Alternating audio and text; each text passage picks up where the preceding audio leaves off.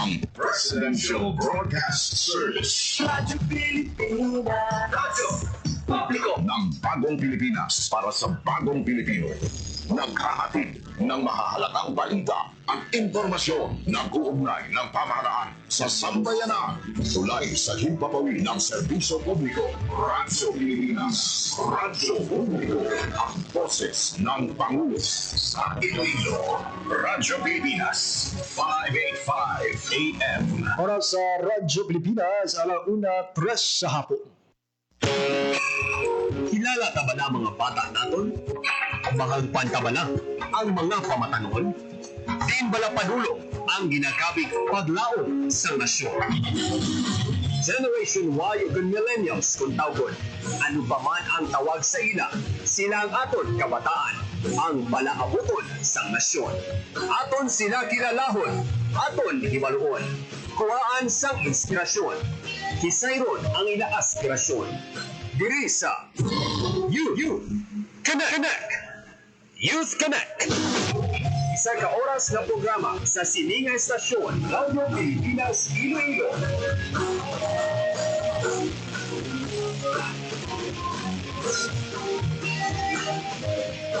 Youth Connect.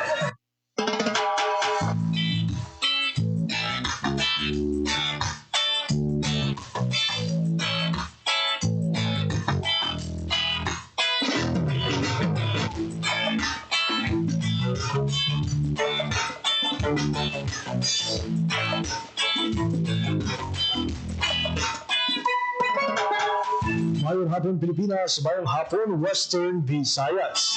Siyudad kag probinsya sang Iloilo kag kutob sa malabutan sang amon pagserbisyo. Hinggaman nga bahin sang kalibutan nagahatag kami sa katahuran, maayong hapon, good afternoon sa inyong tanan. Mabiyan, welcome sa sarabang edisyon sang pagpalagad sa programa Youth Connect. Adlaw kita karon sa Biyernes, Setyembre 5, 2025. Sa atong mga sukitan palamati all over Western Visayas, province sa Baclan, Antique, Capiz, Guimaras, Iloilo, kag Negros Occidental. Maayad-ayad gid nga hapon sa inyong tanan. Diya tabi-tabang sa isa kamayad-ayad nga hapon ang aton nga mga overseas Filipino workers and Filipinos living abroad. Ang pagpalagad sa Youth Connect pamatian live sa 585 kHz sa lisuan sa inyong radyo. Sunod man sa ating official Facebook page ang Radyo Pilipinas Iloilo. Sa ating pagpalagad subong iyang hapon, isa naman ka astig storya gikan sa isa ka Ilonggo nga pamatanon ang aton nga mapamatian. Aton kilalahon kag hibaluon ang istorya ni katropang Seth Andrew Blanca sa Igbaras, Iloilo.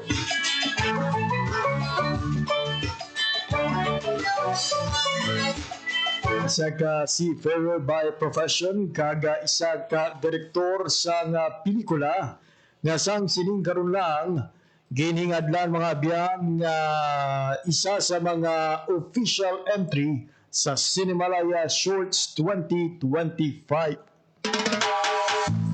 Kung kahapon sa programa Balita Issue kagiban pa na pamatian naton ang istorya sang hasang ni Direk Daniel de la Cruz.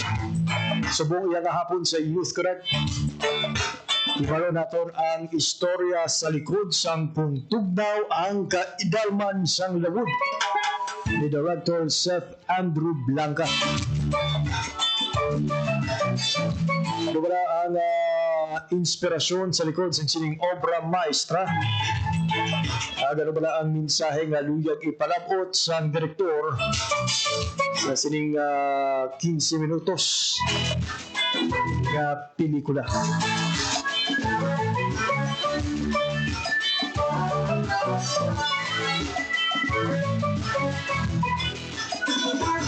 Oras sa Radyo Pilipinas, 1:07 sa hapon.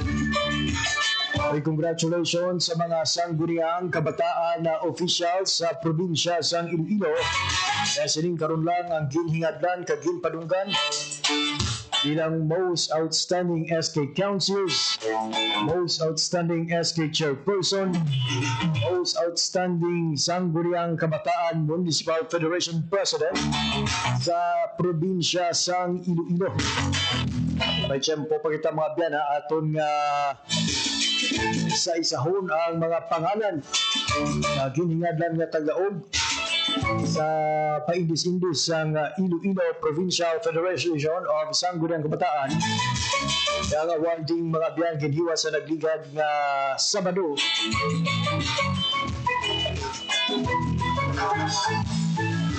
Agosto 30.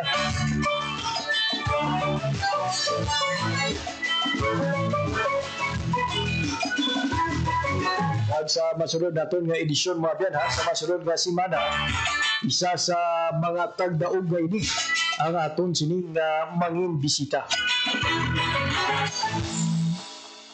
Sa Radyo Pilipinas, alaunan 9 na sa hapon. Sa aton nga pagparumbalik babyan, aton na makaupo ng aton nga bisita of the week, si katropang Chef Andrew Blanca, pagkatapos lamang sang pila ka pahanundo. Time to celebrate kulturang Pinoy. Tradisyon, musika, sining, literatura, at iba pa. Anything and everything fun and Filipino. Ito ang Pinoy Kultura. Bahay kubo, kahit munti. It's a song Filipino mothers teach their kids early on. A sort of teaching song. Natuturo sa mga bata magbigkas ng salitang Pilipino. Of all things, pangalan ng mga gulay. And maybe encourage them to eat vegetables. Everyone knows it. If you don't, hindi ka malaking batang Pilipino. Wikipedia describes it as a Tagalog folk song that talks about a cube house made of bamboo with a roof of nipa or palm leaves surrounded by different vegetables found in the Philippines. Wikipedia says it's from the lowlands of Luzon. It's said to have been written by national artist Felipe Padilla de Leon, was first included in the collection of Filipino folk songs in 1924. In 1966, famous soprano Silvia La Torres sang her version of it on her album. Bahay kubo, kahit munti. In 68, Sampaguita Pictures made it into a movie based on the lyrics. Ryan Cayabyab included it in his album. Lea Salonga sang it. Ang halaman ay sari-sari. The UP Madrigal singer sang it at the 116th anniversary of the First Philippine Republic.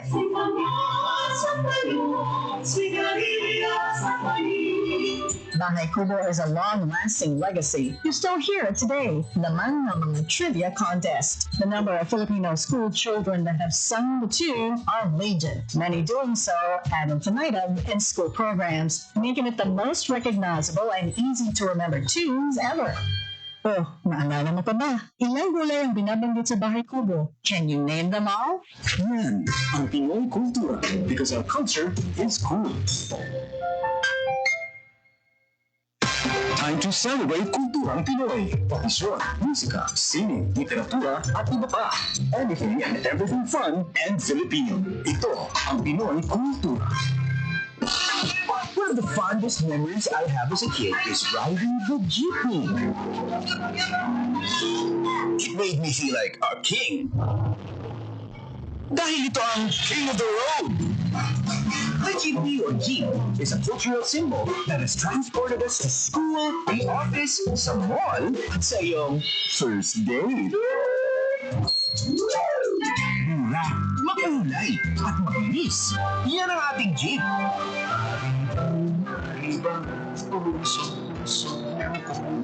Sakay na! Yan ang Pinoy Kultura because our culture is cool.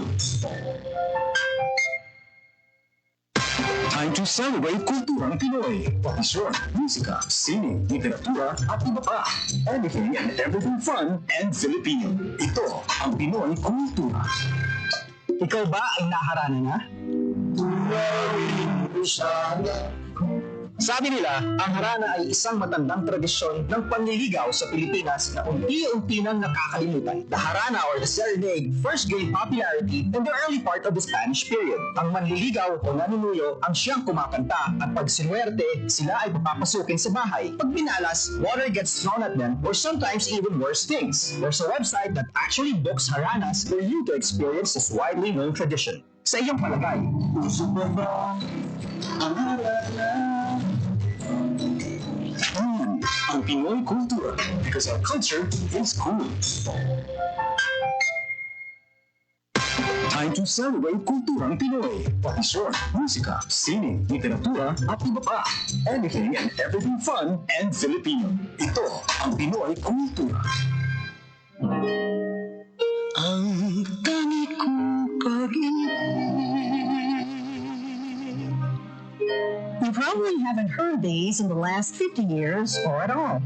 They're called kundiman songs, a genre of traditional Filipino love songs first heard in the 1800s. It springs from the kumintang, a true indigenous pre-colonial style of courtship or bridal song from the Tagalog region. Many confuse the kundiman with the harana. Understandable, but there are differences. Wikipedia says it's a traditional way of serenading, but they differ in time and structure. The kundiman having a moderate 3/4 time, beginning in a minor key and ending in the parallel major. Filipino musician Floranta Aguilar says the harana is straightforward and simple, always has a guitar solo intro, and authentic ones put the singer in the act of serenading, like Dungawin Mohirang.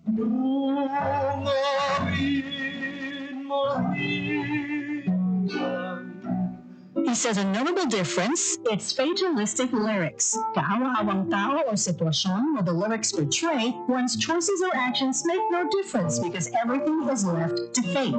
Sabi niya, kadalasan ang mga ngantang kundiman ay heartbroken or sawi. Mahirap lang at ang tanging alay niya ay ang kanyang walang kamatayan pag-ibig.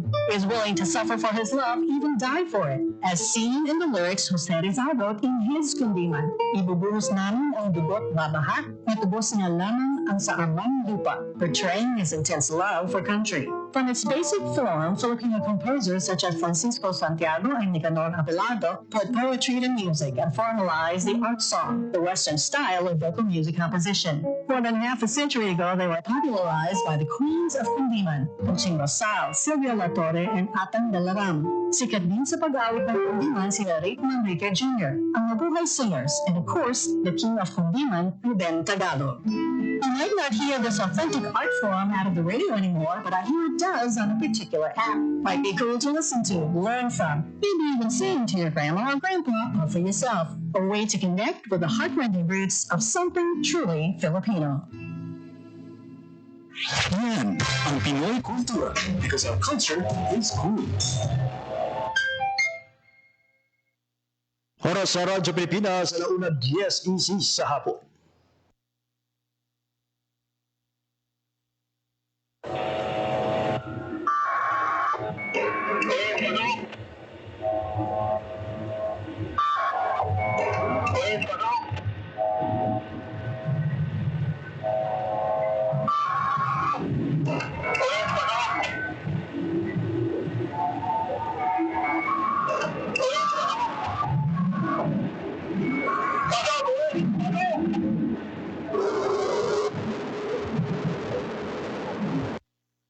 Magyan ang video ngayon na saksihan ang may kangtanan sa aton nga bisita of the day kaga aton nga kilalahon ang istorya sa nasabit nga video ang pelikula nga kung tugnaw ang kaidalman sang luwod nga isa sa mga official entry sa Cinemalaya Shorts 2025. Kag para ipaalinton sa aton kung ano ba ang mensahe sa iya sini nga obra, ang direktor sa nasabit na pelikula, si Katropang Seth Andrew Blanca. Katropang Seth, mayong hapon, kag welcome sa pagpakalagad sa programa Youth Connect.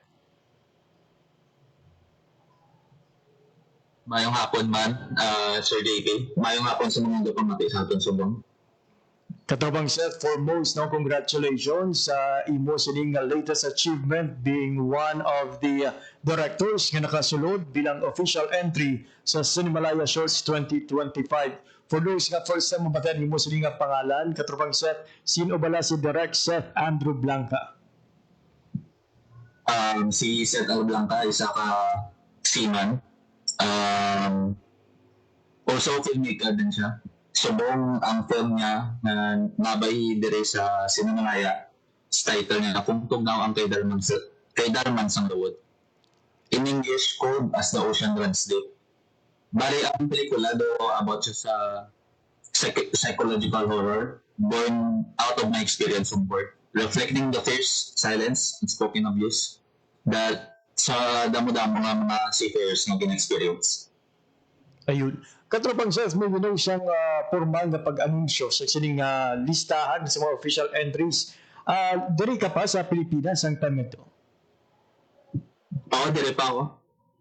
Ang film, gin-shooting ko na samtang on board ako, tapos gin-edit ko na lang siya liwat pagka-puli ko sa Pilipinas. I see. And what was your reaction sa formal na hingatlan ang imo sining pelikula bilang isa sa mga naabay sa listahan sa mga official entry? Na-overwhelmed yun kay for the first time ni Seaman. Nando Seaman nga story na naabay sa Sinmalaya. Kag syempre ang mga iba mga entries do mga dakong production, tapos ako nag-video lang sa barko, tapos naabay man. Grabe gid. Na-overwhelmed. May clarification ng kita katropang Seth, is this the first time na nag-ubra ikaw sa pelikula or prior to this may mga gina-produce ka na gidya ng mga short films? Actually, pangatlo ka na rin na pelikula. May una akong pelikula, national man siya sa Pelikulaya, kaya nasang FDCP. Tapos ang kadawa kong pelikula, nag-showing na siya sa may Q Cinema sa Kaligan 2023. I see. So ang inyong mga pelikula dili gina-compete na gid ni katropang Seth, no, bilang isa ka sa mga entries sa mga film competition. Pero considering nga you are in the maritime industry, katropang Seth, paano nag-umpisa ang imo sining interest sa pag-ubra sa sining mga pelikula? Ang interest ko rin sa short film, nakumpisa agad sa nga late advisor naman sa John Bay, si Sir Kenneth Borland. Rest in peace na kay Sir. Bali siya nag-introduce sa mga indie films sa mga Pilipino. Tapos, siya man na ang nag-obra sa organization dira sa John Bay nga Maritime Lenses, kung diin mga seaman nila compete man sa short films, mga national, international, or local man yung mga competition. Tapos dira nag-umpisa na sa bunso na kami go film. Santo damo kami, pero sobrang duwa na kami ata ng seaman nga ga-film naman. Pero abo na budlay kay ang passion kag ang profession mo ginabalas-balance ko na lang. I see. Katropang Seth, no, again, pwede mo maliwat sa aton ano bala ang synopsis sa sining pelikula nga Kung Tugnaw ang Kaidalman sang Lawod? Dali lang kita. Dali for the synopsis, it follows the story of seafarer not only at sea, but also in his own fears and memories. The film blends found footage and analog horror, but at its core, it's about psychological toll of work from home, isolated and sometimes abused in silence. It's not just about scaring people. I want the audience to feel what it's like to live in that world and to reflect on what many OFWs and seafarers endured quietly. Bali, for the story, sa film ko, is about siya sa seaman na nangutang. Tapos, nangutang siya, tapos sige siya padala-alat niya. Tapos, ang ginapadalaan niya sa alat niya, doon medyo abusive. Tapos, sige lang siya demand. Tapos sa sige na demand, ang seaman doon nabaon sa utang. Tapos ang ginutangan niya na official man sa barko, gin-take advantage. Amo ng story. I see. So kumbaga struggle gini sa pila ka mga seaman ang istorya sang Kung Tugnaw ang Kaidalman sang Lawod. May considering nga kung mga mag-ubra ka pelikula, usually may mga characters or bida gid katropang Seth. sa sining entry nga imo nga ginpadala for Cinemalaya, may ara ba na siyang particular gid nga bida sa sini iya nga istorya kaga sino ang nagdala sa sini nga istorya? Bali ang bida namon is sa film sa OS. Pero sa barko, tagalilo man siya si Ryan Galeka nga seaman man. Siya ang AB na namon. Nagasakay siya na siya sa bug. Ang mga actors ko kag actress, amateur man, wala sila kamaan paano mag-acting. Bali ginambala ko na sila na kung game ko na mag-film, sige mag-video tapos nag-join na sila. Grabe supported gini-gini sa imo sining nga mga kaupdanan nga crew sa barko nga inyo nga ginsakyan. Pero ano kabudlay ang inyo sining nga journey sa pag-obra sa sining nga pelikula considering nga mga nag-ulupod sa sining nga video amateur kung wala man sa experience katropang set? Bali dila sa film, balaan ko man nga sila, nga wala gid experience sa acting. Ako naman nagdala sa editing kung paano ang hatagan sa mayo nga treatment wala ang pelikula para hindi do ma-point out lang na hindi sila actors yet. Bali ginagamit ako sa analog style, low angle, tapos wala ko gawagin na pakita ang ilang reaction. Bali daw puros CCTV style lang. Ang struggle naman sa pag-shoot, siyempre ko bragi man sa barko, mabudlay. May times nga hindi ka shoot. Pero ang mahulas, siyempre ang gingamit ko man yung pag-shoot, ang cellphone ko lang man. Hindi ko madala biskan din, tapos mag-video-video na lang ako. I see. Katropang Seth, clarification lang. Na-mention mo kaina nga prior to this entry sa Cinemalaya, may duwa ka na kapelikula nga nag-compete man sa iban nga mga film competition. Inibala nga mga entries sa kaangay man sini nga about sa istorya sa isa ka seafarer kaga ginubra man sa isa ka barko. Hindi. Bali ang previous films ko, ang first film ko kung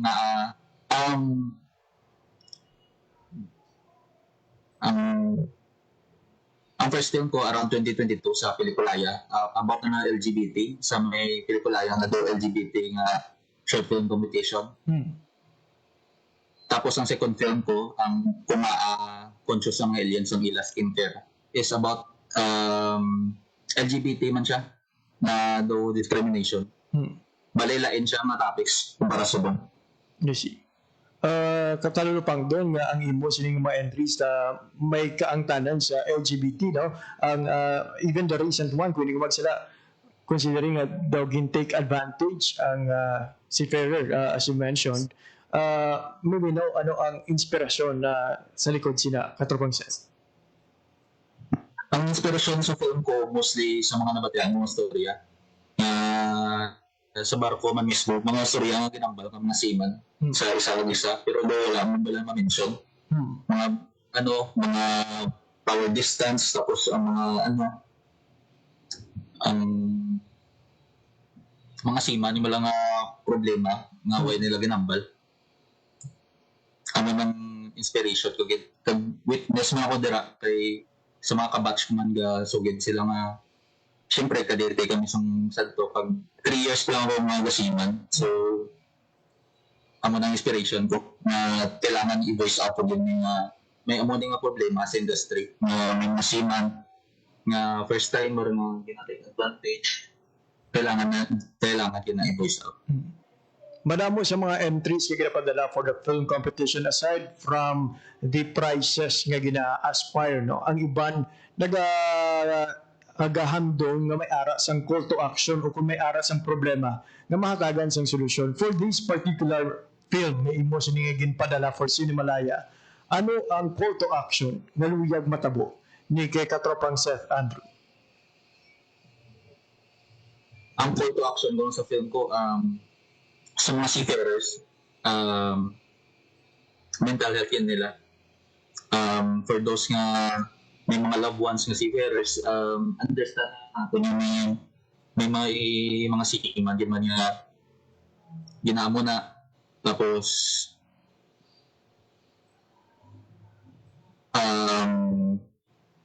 dapat i-let go natin ang ginaisip na ang seaman si Mandaloko. Hindi man mostly. Pagkabarko ko, hindi ako nabalaan niya kalabanan yung mga seaman. Sila man ang ginatop. So, this film, gusto ko kita na i-highlight ang struggles ng seaman. Tapos gina-highlight kung diri sa film kung gaano kabudlay ang pagbabala sa barko, ang kontra mo, ang mga balod, tapos hindi ka nakatulog, tapos ang restless nga working hours, tama na siya. Katapang set ang imong artikulo for this competition, for this film, kung tugnaw ang kaidalman sang lawod na gamit sa aton sini lokal nga pulong o kunang lokal naton nga lingwahe. But maybe know ang content sa imo sining kabubusan nga pelikula, lokal man nga lingwahe ang imo sining nga gingamit. Oo. All throughout the film, gahilagay nun. The same man sa previous 2 entries mo sa ibang nga competition ng katropang set. Oo. Tanan-tanan nga ang previous 2 films ko, gin-shoot ko man diri sa dito. Tapos gamit ka all actors, tapos ang team ko man nga sa pag-shoot, kapag edit, puro si Ilonggo. May wino ka tropang chef, ano kalawig ang inyo sining pag-produce ang sining pelikula halin sa pag-ubra sang script o pag-ubra sang inyo sining plot at the same time ang pag-shoot mismo kag ang pag-edit para nga makumpleto ang ining pelikula. Ang film namon nag-start sa last year, 2024. Inasipan ko pa sa na nag-pilit sa barko ko. Siyempre stress, tapos ang gusto kong stress ko ipagbawa ko mula through stories. Ano naging sulat ko na yung pelikula. Around 1 year siguro, 9 months, all throughout my contract. Video lang ko dito. Tapos, mga video naging pang-compile ko na lang. After yung contract, medyo busy kita na sa barko. Hindi ka edit. Tapos pag-uli ko na diri sa lupa, muna na pag-edit ko, timing na nag-call for competition ng Cinemalaya.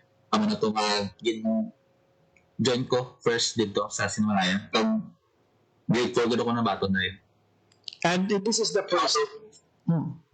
Yes, go ahead. Out of 336 entries, ang mga grade 4 gano'n. Uy, di basa-basa ang numero sa nagpasakop sa karong nga tuig na Cinemalaya kag ang mapilian bilang isa sa napulo ka proceed sa last level sa competition is already a victory. And we look forward gid nga kaangay sa pelikula nga hasang ang imo nga pelikula ang isa man sa magapangibabaw for this year's competition.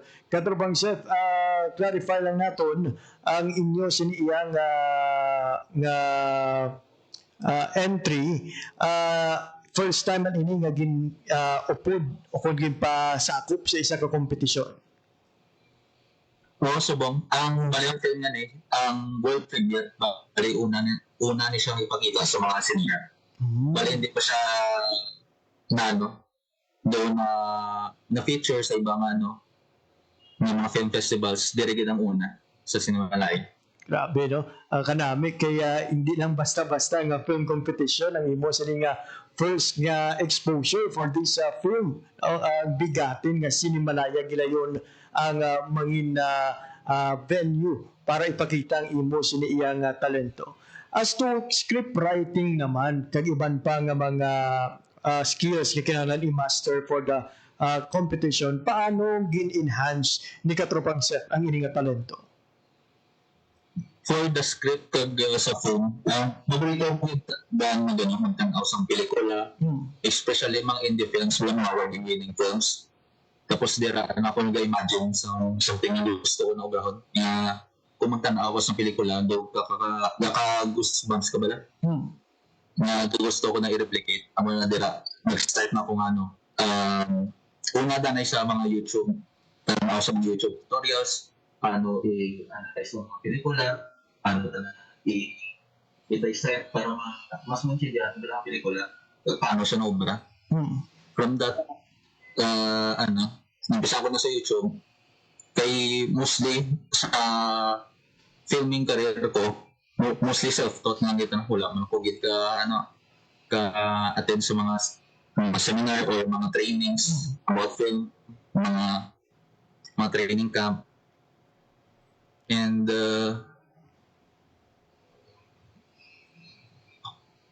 sa bulig siguro sa mga nakilala ko sa industry, sa film industry, sa Gimbal especially, sa Gimbal Society, kilala ko sila Daniel man. Damo ko na balang dira sa ila about sa equipment para magamit sa mga camera. It seems may problem kita with your volume right now, katropang Seth, no? Amat-amat nga nagahina yung imo sining tingog. Again, let's do a mic check lang before we proceed sa iba nato nga ginprepara nga pamangkot, katropang Seth. Okay. Yes, ayun. Mabatayan. Yes, sir. Nag-clear na, no? Nag-improve na yung imo sining tingog. Sir, again, no, na-mention ko ina, bali sa ang imo sining nga training, kumbaga, is because of your exposure man sa mga pelikula nga ginatanaw nimo, at the same time sa mga ginatudlo kung ma-share ng mga skills and experience sa mga sumalang mo, particularly in the Gimbal Eye Film Society. Pero sa inyo nga komunidad, sir, sa Igbaras, kasi kahapon nabalaan naton nga sa Gimbal, grabe ang suportahanay nila, no, to boost the local film industry. Sa inyo sa Igbaras, may kasubong ng mga organisasyon magluwas sa imo nga naga-ubra man sa mga pelikula. May ara man, pero daw wala kin ako makakainis sa Igbaras nga film. Kay test ko dito sa Bogotay, sa high school, mga film festival, lang dito sa mga parang ganun, bisa sila mga festival. Pero for the parehas sa may bantayan ng film festival, dito sa Igbaras wala pa man. Ayun. And we look forward kaangay sa Gimbal, no, soon with this achievement of yours, no, bilang isa ka Cinemalaya finalist, no, matalupangdan sang Igbaras LGU nga what if mag-create man sang local film festival to highlight the potential nga kaangay sang potential ni katropang Chef Andrew Blanca. Katropang Chef, isa sa mga nanamihan ko ina because you're only using a mobile phone kung sa imo sining nga cellphone sa pag-ubra sang sining nga pelikula. But let me clarify, ang first two entries mo, cellphone man ang gamit mo sa pag-ubra sa pelikula? Ay, hindi. Ang last two entries ko may camera, syempre kayo dito sa lupa. I see. Kaya sa barko ako, on the spot ko na naisip ba lang, na ma-film ako direct sa barko. Tapos, ang method of filming ko na lang, ang cellphone ko na lang. So, ginpangitan ko. Look, masobra pa siya sa DSLR ko. Ito, cinematic ko pala siya. I see. Kaga subong ikaw ang mag-compete for the final Cinemalaya Shorts 2025. Ano pa ang mga masunod nga plano ni katropang Chef Andrew Blanca? For the future, ang matambal mo katropang JP na dirita na sa Igbaras sa sunod na i-feature man yung may festival, na film festival dire para ma-feature man ang Igbaras tourism kay dako doon nga bulig dire. For the plans next few years, basta yung mga alwas ng pelikula, basta nakapagawag na sa or something, bago na necessary. So, about sa atong culture, para mas mapromote pa kita ang Filipino films, kailangan din na expose nito sa Manila, especially na kaya yung sa nag-surod sa Malaya, mostly dito sa NCR, ano na. Kailangan aragin kita. And we look forward kaangay sa imo siniban nga entries, makitaan ka man namon sa full length o kung sa mas malawig pagid nga mga pelikula. And for sure that will not be impossible knowing sa imo sining self-taught man nga experience kaga sa bulig sa iban pa nga mga filmmakers diri sa aton sining probinsya. Siguro katropang Chef, no, ano naman ang imo sining mahatag nga tips o kung mensahe sa mga kauturan naton nga kaangay mo, no, medyo malayo iya sa sa patag sang filmmaking, sa broadcast or media industry, pero may passion sa pag-ubra sang pelikula. Ang akon sa mga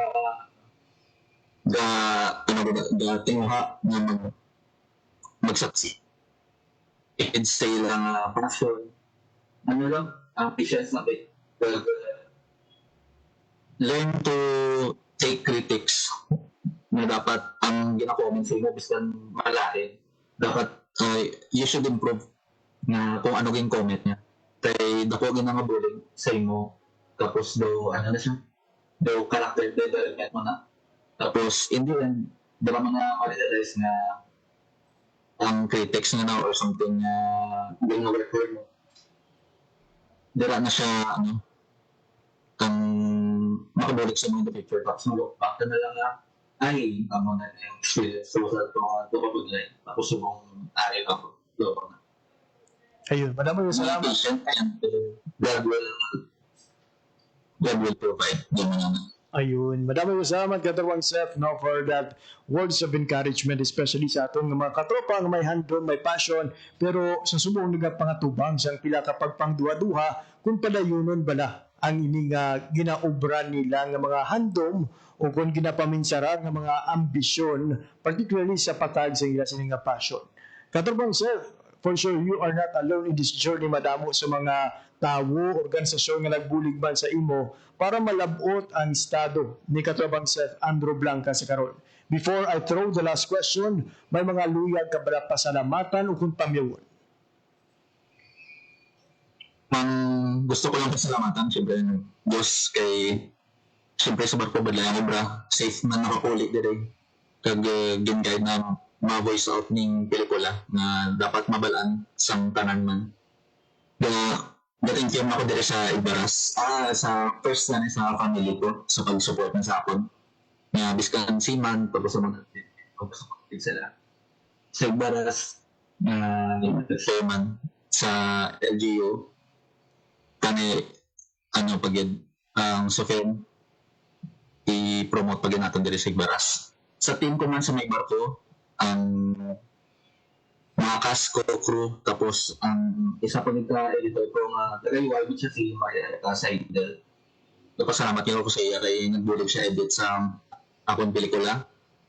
Tapos sa Maritime Lenses dinupisa ang filming career naman sang ara kami sa Janbi nga imbes nga pagkasima ng tunan namon mas nagtuon pag kami sang ibang nga bagay para sa partner ni pag-film.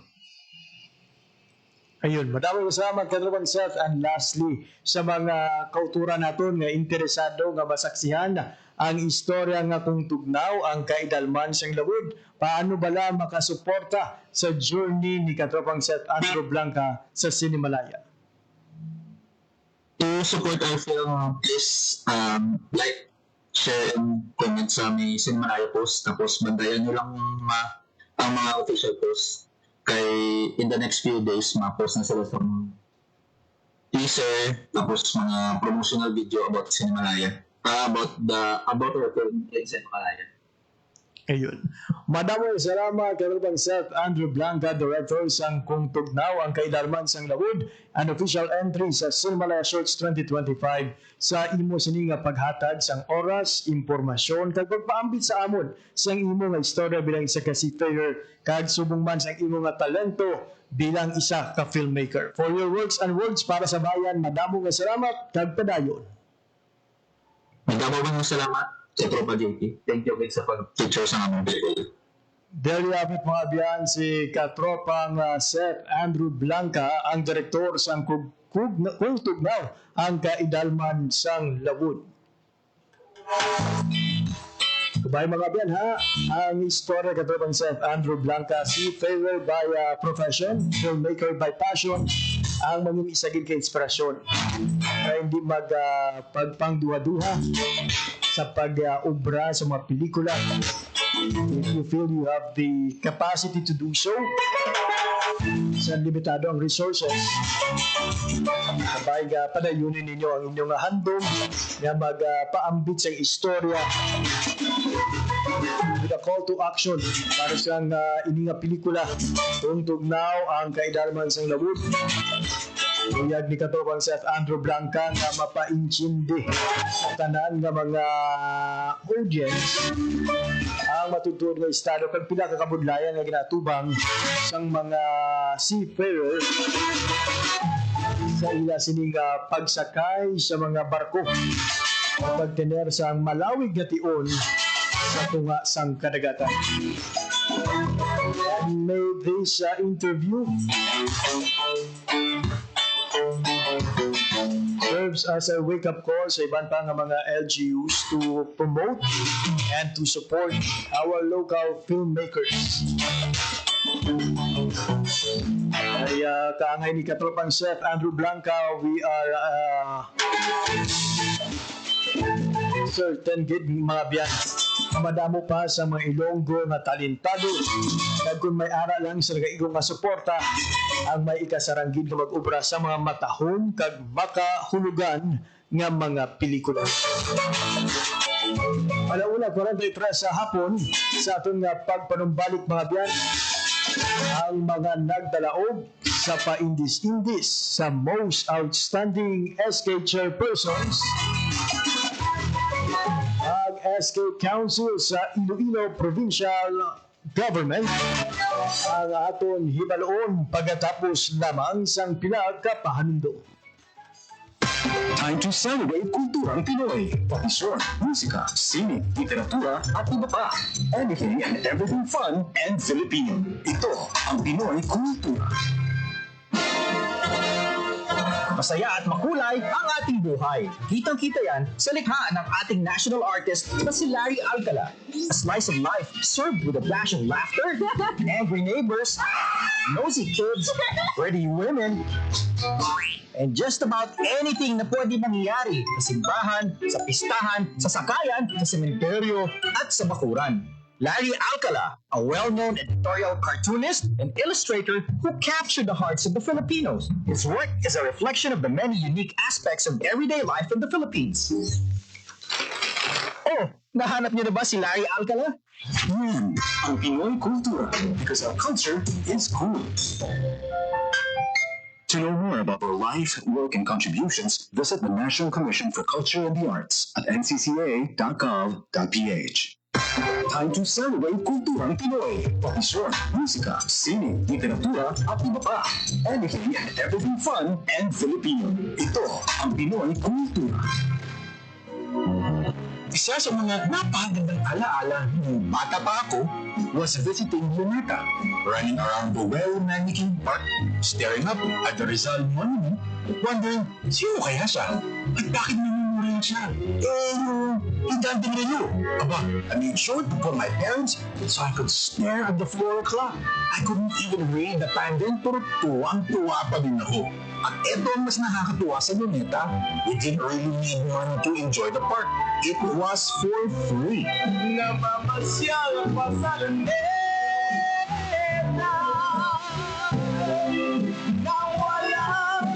Yan ang Pinoy Kultura because our culture is cool. Time to celebrate kulturang Pinoy. Pati short, musika, sining, literatura, at iba pa. Anything and everything fun and Filipino. Ito ang Pinoy Kultura. Alam mo ba kung ano ang mambabato?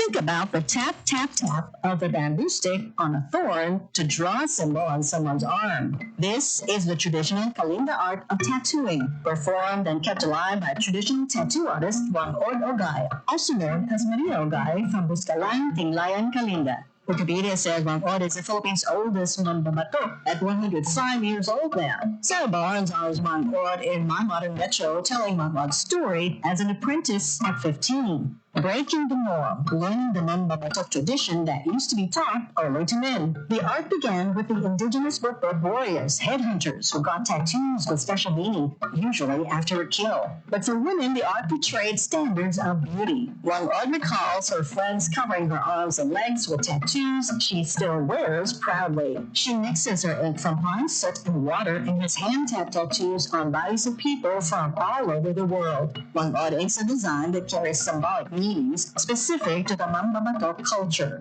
Thousands come to make the long journey to get inked by Rangok. Discovery Channel featured her and her art in 2007 on Tattoo Hunter, bringing Kalinga art to a global audience. The National Commission for Culture and the Arts honored her with the prestigious Dangal ng Haraya Award in 2018. She was also nominated for the National Living Treasures Award. Yan ang Pinoy kultura because our culture is cool. Time to celebrate kulturang Pinoy. Tradisyon, musika, sining, literatura, at iba pa. Anything and everything fun and Filipino. Ito ang Pinoy kultura. Isang nakagawian ng mga Pilipino na medyo di na natin namamasdan ngayon ay ang pagmamano sa ating mga nakatatanda. It's often part of Philippine culture, a gesture of respect that involves saying mano po, then likely touching one's forehead on the offered hand of an elder, whether your lola, lolo, nanay, tatay, ate, kuya, or it's practiced all year round as a form of greeting, usually upon entering an elder's house or attending family reunions. Paano na tayo next time we see our elders? Yan ang Pinoy kultura because our culture is cool. Para sa Radyo Pilipinas, alauna 49 na sa hapon, siya pero kapamati mo sa pagparagad sa programa Youth Connect. You connect. Habang formal lang naging hadlan sa nagligad na Sabado sa nagligad na Biyernes sa Iloilo Provincial Federation of Sangguniang Kabataan ang mga tagdaog sa 2025 Paragons bugal sa Iloilo Awards. Paragons may kahulugan na persistent action, reforms, and advancement of governance for outstanding and noble service. Isa ka prestiyosong pagkilala na naghatag sa panunod sa mga outstanding sangguniang kabataan officials kag youth development organizations. Ang karon nga tuig nga mga tagdaog ginalakipan sang para sa Most Outstanding SK Council, ang Barangay Hilikoon Montinola Cabatuan ang ginhingalang na kampiyon. First runner-up naman sa first class municipalities ang Barangay Cafe Santa Barbara. Second runner-up ang Barangay Agdayao, Pasig City. Finalist naman ang Barangay Zone 1 Poblacion Santa Barbara kag Barangay Maliaw Leon. Samtang for the second to fourth class municipalities category, kampiyon ang Barangay 3 Poblacion Igbaras. First runner-up ang Barangay Kinagdan Igbaras. Second runner-up ang Barangay Santa Barbara Igbaras. Kag finalist ang Barangay Kaw Ibatad kag Barangay Ingay Tubungan. For the most outstanding SK Chairperson City to First Class category, kampiyon si Mika Joan Suganog isang Barangay Cafe Santa Barbara. First runner-up si Jess Francel Ducasi isang Barangay Hilikoon Montinola Cabatuan. Second runner-up si Cyrus Miguel Santamena isang Barangay Bayunan San Joaquin. Kag finalist sa Dayjasha Jean de Taison sa Barangay Bugalion kag John Reynald Galilea sang Barangay 7 Poblacion Tigbawan. For the second to fourth class municipalities category, kampiyon si Baby N. Tamo isang Barangay San Jose Tubungan. First runner-up si John Romson Erazo isang Barangay 3 Poblacion Igbaras. Second runner-up si Dana Isabel Makainan isang Barangay Kinagdan Igbaras. Finalist naman sa Daiduwi J. Tabladelio isang Barangay Ingay Tubungan.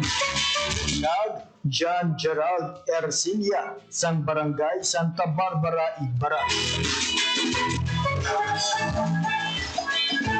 Most outstanding SK Municipal Federation President City to First Class Municipalities category, kampiyon si Nika Joan Sugano sang Santa Barbara. First runner-up si Verna Angelic Pastolero sang Pototan. Second runner-up si Mark Brian Pandes sang Concepcion. Kag finalist si Rica Pama sang Barotac Nuevo. For the second to fourth class municipalities, kampiyon si Jennifer Benavides sang Tubungan. First runner-up si Alvin Manuel Maasin. Nag second runner-up si Jeep P. Arisme sang Batad.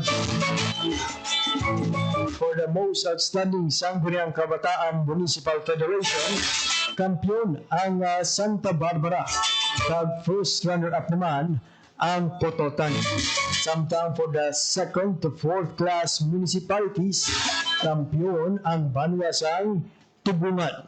First runner-up ang Maasin, second runner-up ang Batad, kag finalist ang Banate. For the most outstanding PYDC member organization, kampiyon ang Red Cross Youth Iloilo, first runner-up ang Team Dugong Bughaw, kag second runner-up ang Ugyon Youth Organization. At lastly mga abyan, for the most outstanding city or municipal Youth Development Council member organization, kampiyon ang Uswag Kabataan sa Panuran sang Lambunaw, Iloilo. First runner-up ang the 4-H Club sang Municipality of Cabetuan. Second runner-up ang Community Red Cross. Or second runner-up ang Pag-asa Youth Association of the Philippines, Igbaras Chapter. Sampang finalist ang Community Red Cross Youth Council sang Cabetuan, kag Ugyon Youth Organization sang Uton, Iloilo. So again, congratulations sa karon nga tuig nga bugal sang Iloilo Awardees kag mga finalists. Para sa Radyo Pilipinas, 1:54 na sa hapon. Madamong nga salamat sa tanan nga nagupod sa atong sining pagpangalagad on air and online subong nga hapon. Ulit na kita buwas sa inyo akong sa masunod nga simana, same time, same station. Binatama natin sa happy listening si Ma'am Patatas kag subong man sa ibang pagiging nag-upod sa aton nga pagpangalagad on air and online subong iyang hapon sa mga taga-Igbaras. Maayong hapon gid sa inyo tanan. Wala kita sa oras na mabilis sa ating sining pagpangalagad. Diregi lamang kung tumatong edisyon sa mga adlaw sang Biyernes, Setyembre 5, 2025. Sa halat sa akong mga katuwang teknikal, Mr. Rochelle Jones sa Taro sa studio, kag Mr. John Magallanes sa transmitter. Ako naman ang inyong alagad, JP Herbas. Madamo gid nga salamat kag maayong hapon, Pilipinas.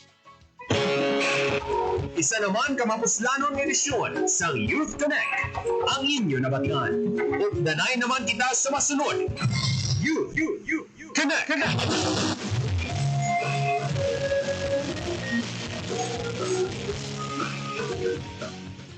Ang inyong tulay sa himpapawid ng serbisyo publiko, ang Presidential Broadcast Service, Radyo Pilipinas, Radyo Publiko. Kinilala ng pag-international at prestigyosong Asia Pacific Broadcasting Plus Awards 2025 para sa kategorya ng Government Streaming. Ito ay dahil sa epektibo nitong pagsasanib ng mga tradisyonal na media tulad ng telebisyon, radyo at print para masabayan ang mabilis na pagtinog ng mundo ng digital at social media tungo sa mas epektibong paghahatid ng mahahalaga at napapanahong mga impormasyon sa mamamayang Pilipino. Kumilala rin ang Radyo Pilipinas dahil sa patuloy na pag-akyat ng rating. Ngayon ay matatag sa pang-4 na pwesto sa Mega Manila ayon sa pinakahuling Nielsen Radio Audience Measurement Survey. At sa social media, nakamit ang higit 2,000% pagtaas ng bilang ng mga sumusubaybay sa Radyo Pilipinas page sa unang bahagi ng 2025. Patuloy Patunay ito na ang inyong Radyo Pilipinas Radyo Publiko ay tunay na kaagapay ng inyong pamahalaan sa paghahatid ng serbisyo sa mga mamamayang Pilipino. Mula sa aming lahat, sa ngalan ng inyong pamunuan at mga kawani ng Presidential Broadcast Service, kasama ang inyong mga himpilan ng Radyo Pilipinas sa buong kapuluan. Maraming salamat po sa inyong lahat, sa inyong pagtangkilik at pagkilala. Radyo Pilipinas. Radyo Publiko.